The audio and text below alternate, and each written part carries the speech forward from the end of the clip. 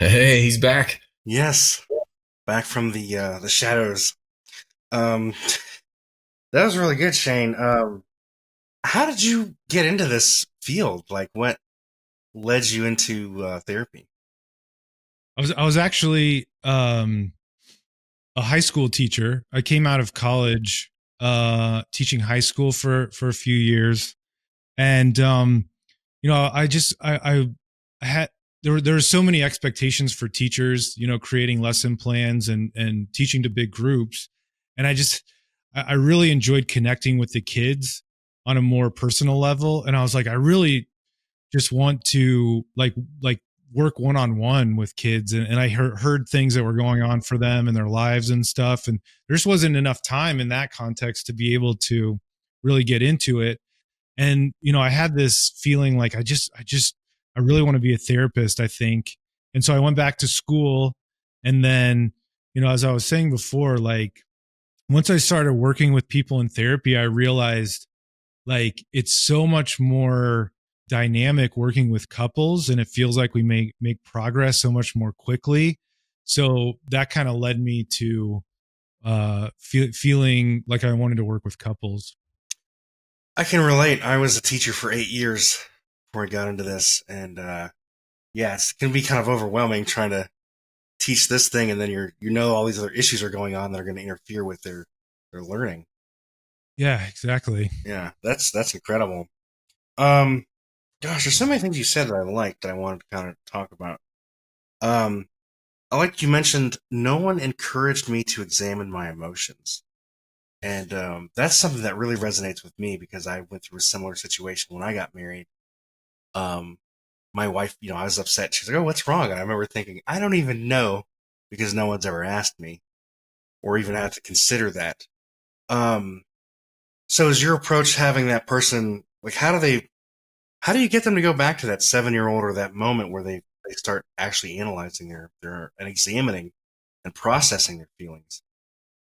Yeah, it's a great question because there's so many different experiences that people have, and a lot of and I think there's this message in our culture perhaps, which is like, um if you feel uncomfortable, just fix it, just take a pill or look for the solution or something like that.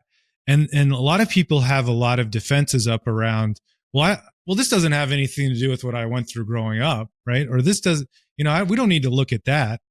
And to me, like when you're thinking of a little kid, even starting from birth to 2, 3, 4, 5, 6, 7 years old, like that's where your brain is forming in that environment, right? It's like that saying where if you ask a fish about swimming in water, they're like, what's water? It's like that's just the environment you're growing up in. And so people don't realize how big of an impact that has, and there are a lot of ways that that can happen, right? So when and I think a lot of it has to do with that valuing a child. Like when you don't ask a child what they want, or what's important to them, or encourage them to talk, or if a kid comes home and says, hey, I was bullied, I'm feeling really sad. If a lot of parents don't have the capacity or knowledge of how to like meet that and connect with that, the child will start to believe that what's wrong with me for having these emotions in the first place. A good little boy just learns how to fix it, and doesn't come home and complain to his parents, right? I don't want to be a burden on my parents, so I just won't say anything. And eventually they start to think, if I just didn't have these emotions, then everything would be easier. And by the time we're 40 years old, we're completely disconnected from our emotional reality, and we don't even know how it happened. And it has a huge impact in relationships. And don't even get me started on like physical abuse, or like kids who grow up with a lot of that and things like that. Like, talk about devaluing a child and making them feel like they don't matter. Yeah, I mean I can really resonate with that because I went to military school and it was like feelings. What's wrong with you? Yeah, Like, right. and you don't want to be different from everybody. You want to relate because we're human. We like to relate to people. We want to be like everybody in our little group. So yeah, you start learning to just discount or stuff your feelings. It was a Yeah. really eye-opening experience for me to just be like, oh yeah, what made me mad, and trace it back or that kind of thing. Um, and this, do you see a lot of can you, what do you see happening other than that one story where the guy had to talk to his kid? What was the outcome of that, by the way? Did he um you had him talk to his younger self or think about that? What Hmm. was the outcome of that um session? Yeah. You'd be amazed. It doesn't happen every time, but I would say like 70 to 80% of the time when you um, have them imagine that.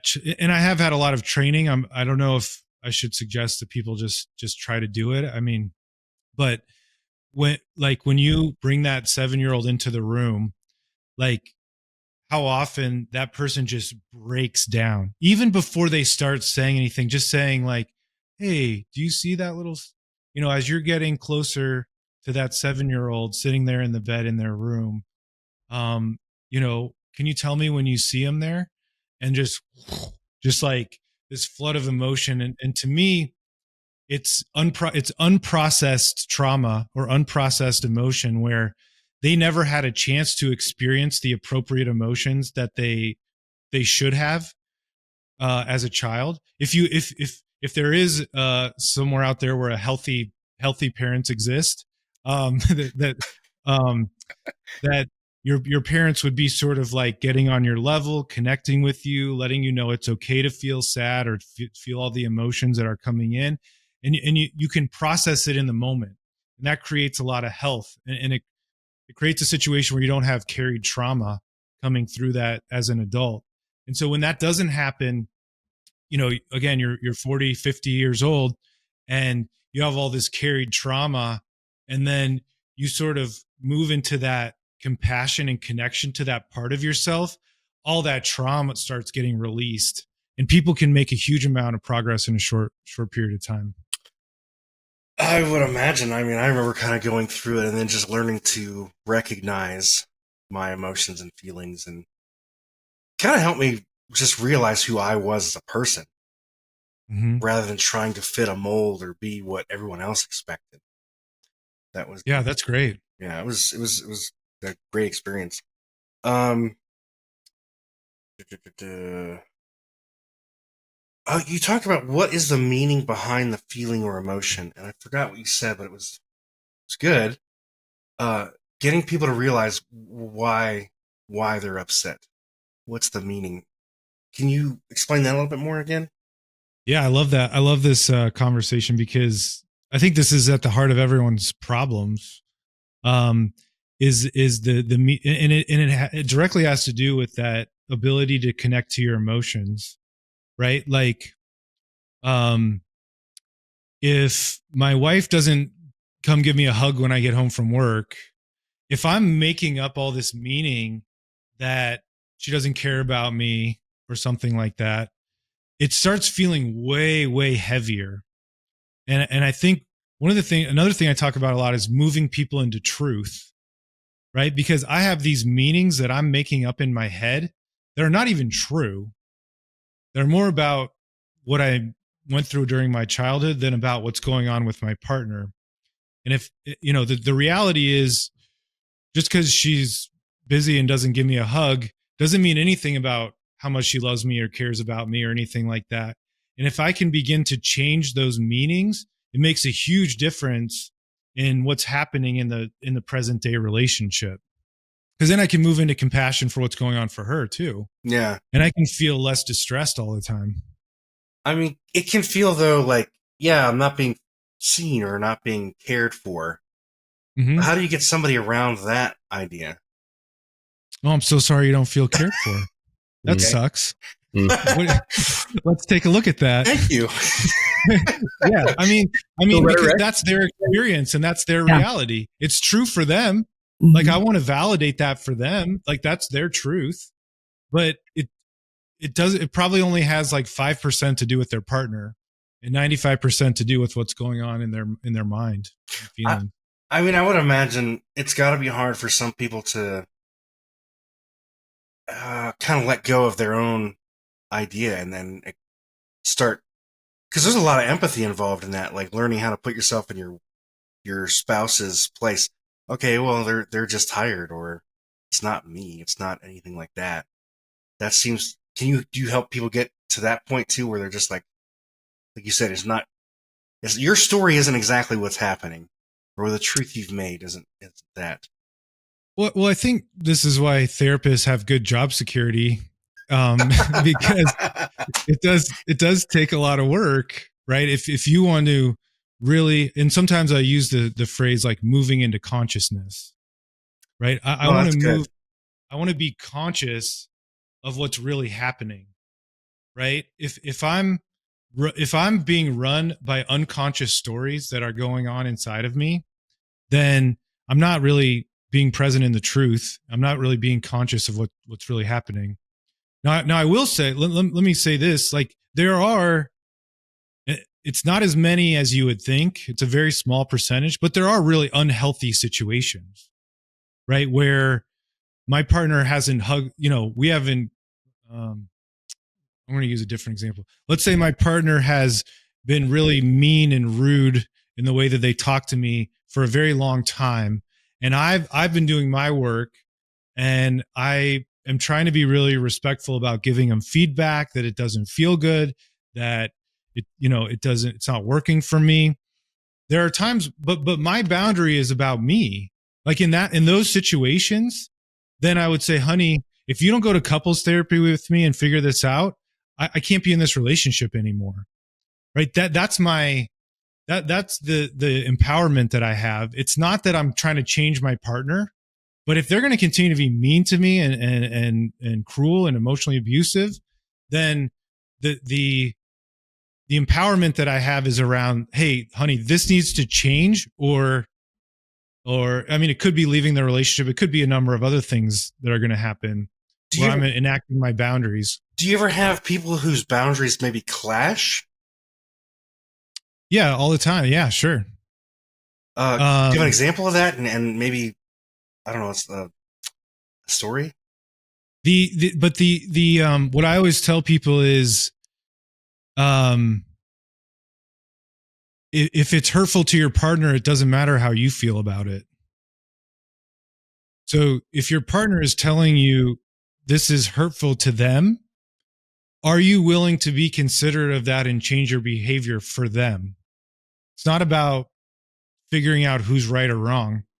It's about, do you have the capacity to make it work for your partner? I don't That's know if that heavy. fully answered your question. I mean, there are other questions about, like, another thing I thought of when you asked that is like, what if one partner wants to live on the West Coast and one partner wants to live on the East Coast, right? And those tend to be very difficult conversations to work through, because you got to decide where you're going to live at some point, and it's not like anybody's doing anything wrong, but it's like some people skip. I would say there's a two-step process, and people skip to the problem solving part, which should be the second step, way too quickly, and it starts feeling like an argument and like I'm not being heard and understood for what I want. I think there's an opportunity for people to take a lot more time with step one, which is which is the speaker listener, and each person needs an opportunity to be the speaker. So I'm going to take a lot of time to be the listener for my partner and understand, tell me all the reasons why you want to live on the West Coast. And I'm going to deeply take that in and make it about them and be curious and really be understanding and give them validation. It makes sense that you want that. And then I'm going to have an opportunity to share why I want to live on the East Coast, and my partner should take the time to listen and be considerate. And then, again, we're going to have to get to that problem solving part of it eventually. But it's important that couples make sure they do that first step first. Yeah, I agree that empathy, and you were mentioning everyone has an inherent value. You know, Mhm. there's a dignity to humanity that sometimes people just don't. It's I don't know. It's buried. It's there. It's just not up front. Yeah, that's right. I had a very young couple. They weren't even married yet one time, and everything was great in their relationship, except one person wanted to have kids and the other didn't.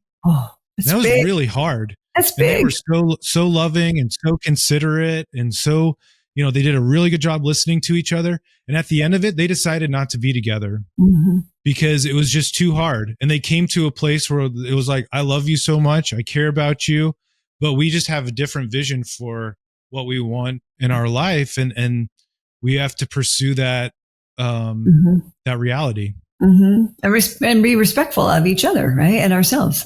That's a big one. That's a Yeah, big, they were that's a they were big so difference. respectful. They did a good job with it. Yeah. Yeah. Um, gosh, I mean, and they weren't like the other. They weren't willing to like. I'm gonna side with the person who wants to have kids, but the one who Right. wasn't willing to, they didn't think they'd change that perspective at all in the future either. I mean, most of the time, I think people can work through it and get to the point where they can agree and um, make compromises, figure it out. I mean, a lot of times you want to look at what is the motivation underneath the thing.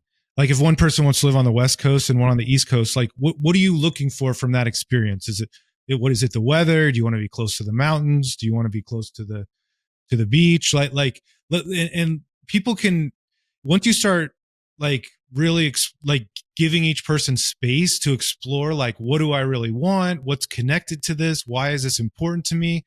Well, what if we move to this coast, but we make an agreement to visit your family 4 times a year? Like there are all kinds of ways people can get creative, but I think you have to sort of like allow people to kind of like explore it and think through it for themselves and be accepted for what they want, before you jump to like making those decisions. And I think like a very, very high percentage of the time, people can come up with compromises and make it work.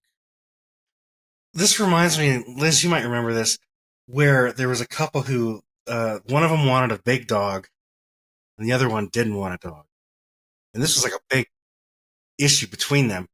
And I think the therapist asked, well, what is it about a big dog? They're like, well, when I was a kid, this terrible thing happened, and we had this dog, and that dog was always like, I think one of their parents passed away, and the dog was always there with them, and it just made them feel safe and comfortable. And after hearing that, the partner was like, okay, well, what size dog do you want? When they Oh, really that's cool. realize that, like you Yeah. were mentioning, like what's what's the meaning Mm-hmm. behind that? What is it What's really going on? for? The other, Sounds like a Terry Real example, doesn't it, Shane? I, Reminds me of something I that want to he's. say that is a Yeah. very real example, This reminds me. Yeah. Yeah. and it was Something fascinating. similar anyway. Yeah. So wise.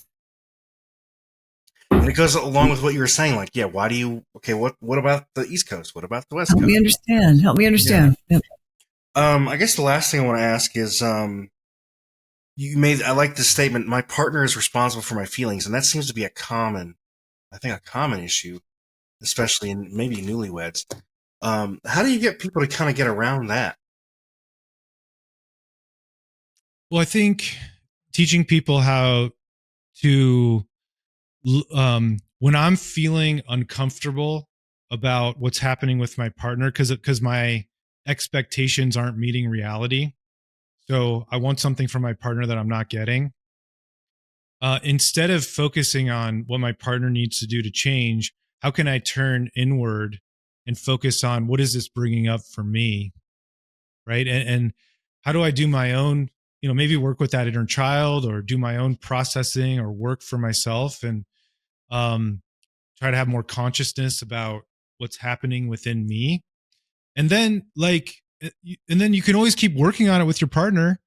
Like, hey, honey, but it would feel much more respectful at that point. Then I'm just an adult who's asking for what I want. I'm not like a little kid who's begging for it because I'm going to fall apart if I don't get it.